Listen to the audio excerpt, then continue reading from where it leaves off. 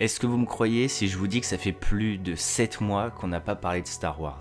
J'ai envie de résoudre ça aujourd'hui. Mais je vous avoue que la vidéo sera un petit peu différente de d'habitude. Pas de grosses théories, mais plusieurs réflexions autour de l'univers. Que ce soit Marvel, Star Wars ou même Harry Potter, nous sommes toujours face au même schéma. Un univers avec une trame principale qui s'agrémente de films reliés les uns aux autres. Se rajoute à ça des livres, des comics, des romans, etc. Mais la particularité là-dedans, c'est qu'avec le temps et le succès, la saga devient véritablement énorme et attire beaucoup de monde. Et là-dedans, il y a tout un aspect marketing et commercial, puisqu'il faut étendre l'univers, il faut l'enrichir. Mais il faut également continuer ce qui marche déjà, ce qui a fait que l'univers s'est fait connaître. Bien évidemment, dans l'univers Star Wars, la trilogie a été précurseur de tout ça, et un sacré phénomène. L'iconique et charismatique Dark Vador, la liaison avec Luke Skywalker, le mystérieux Yoda, le vieux Ben, les Jedi, les Sith, l'Empereur, et j'en passe et des meilleurs. Donc forcément, pour entretenir la hype et l'intérêt pour Star Wars, il faut enrichir cette histoire déjà créée. La prélogie arrivera donc par la suite, alimentant fortement l'univers qu'est Star Wars, mais divisera quand même en partie les fans, surtout ceux de la première heure. Bref, le succès sera tout de même là, mais vous le savez, Star Wars aura par la suite, au fil des années, une grosse traversée du désert, malgré les œuvres secondaires qui sortiront à côté. Et c'est là où c'est très intéressant, car Disney rachètera la saga et voudra produire dessus. Sauf qu'en termes de marketing et tout l'aspect commercial, quelle est la meilleure chose à faire pour relancer Star Wars dans le cœur des gens, mais aussi faire découvrir aux plus jeunes? Continuer la trame principale en amenant des nouveaux personnages. On se retrouve donc avec la postologie. On retrouvera donc encore l'histoire des Skywalker, l'héritage de la famille, un retour de Yoda et évidemment Palpatine. Sans parler évidemment de Kylo Ren, qui est le fils de Han Solo, qui dans le symbole est la parfaite fusion entre passé et nouveauté, vu qu'il est un nouveau personnage, mais très relié à la trilogie d'origine. Donc voilà, encore une fois, on étire la trame principale, on agrémente l'histoire des Skywalker, on fait revenir des choses iconiques pour hyper. Oui, on peut appeler ça du fanservice, mais ce n'est pas forcément quelque chose de mauvais, le fanservice. Bref, donc voilà, je suppose que le futur de la saga sera dans la même lignée que les 3 trilogies, en rapport avec les Skywalker.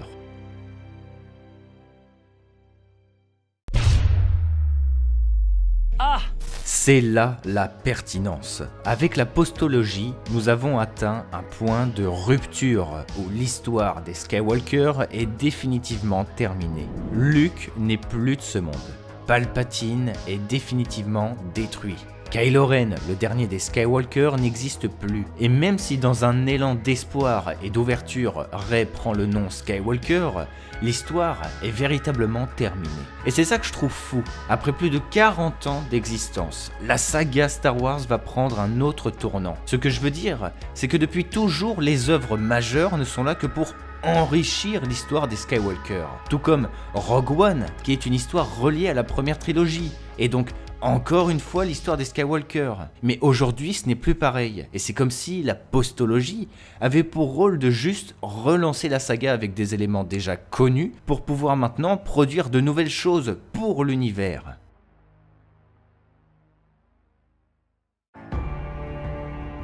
Moi, où je suis hypé aujourd'hui, c'est que Mandalorian semble être en quelque sorte ce qu'était la trilogie d'origine de Star Wars. La série est précurseur pour amener une nouvelle histoire à l'univers. Et surtout, c'est la première véritable série Star Wars crédible sur télévision. J'ai bien conscience qu'il existe déjà Clone Wars et Rebels qui sont très populaires, mais les objectifs n'étaient pas réellement les mêmes. Le côté dessin animé démontre fortement que le but est de donner envie aux enfants. Là, avec Mandalorian, Disney cherche à toucher tout le monde et rentrer véritablement dans le game des séries, qui est clairement le support le plus populaire du temps actuel. Mandalorian amène une nouvelle manière de consommer Star Wars, hors des films, de nouvelles intrigues non basées sur les Skywalker. Et en même temps, reprend d'anciens éléments qui étaient très secondaires pour en faire des éléments principaux, et ça je trouve que c'est vraiment une très bonne idée. Je parle bien évidemment de tout l'aspect Mandalore, le personnage de Bo-Katan,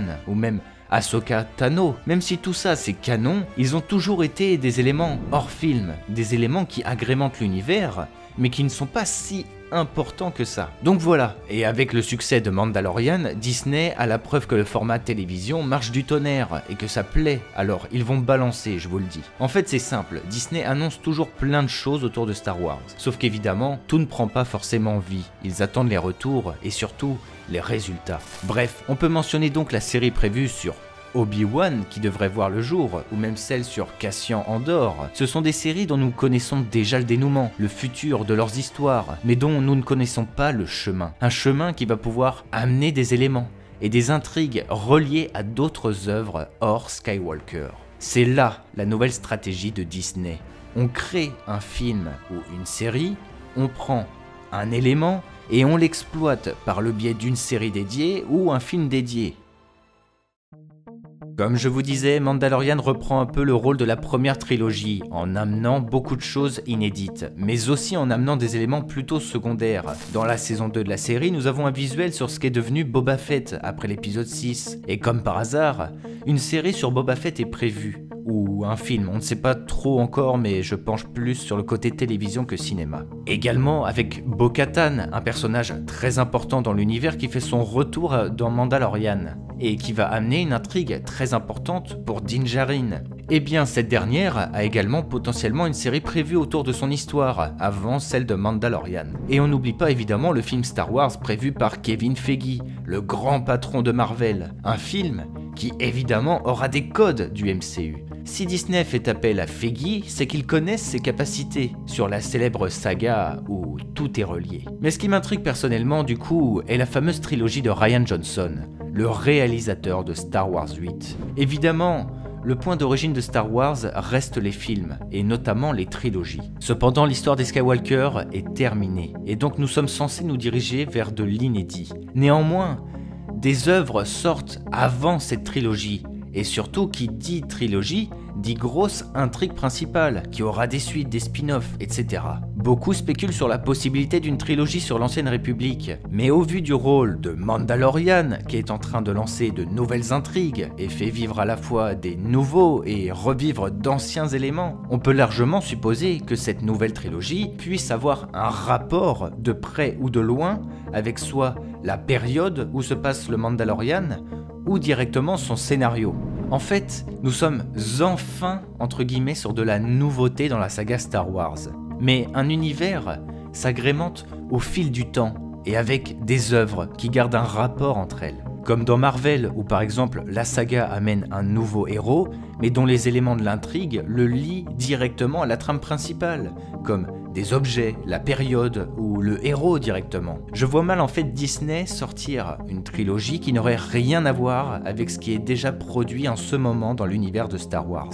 C'est le meilleur moyen de perdre tout le monde. Après, peut-être que je me trompe. La trilogie n'est pas prévue pour tout de suite, donc l'épopée du Mandalorian sera possiblement terminée d'ici là, mais il restera des traces de cette épopée à coup sûr.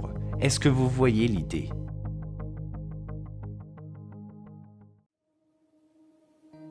Dans tous les cas, voyez cette vidéo comme un retour pour moi dans la saga. Je ne peux pas mentir que j'ai eu beaucoup de mal avec Star Wars 9, et ça m'a beaucoup freiné pour parler de la saga.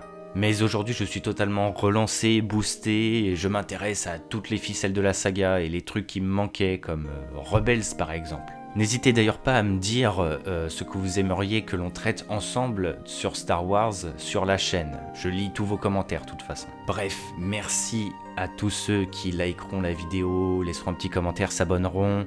Je vous invite très fortement à voir ma grosse vidéo, mon gros projet sur Final Fantasy VII Remake. Bref, c'était Targorok et que le Lionheart soit avec vous.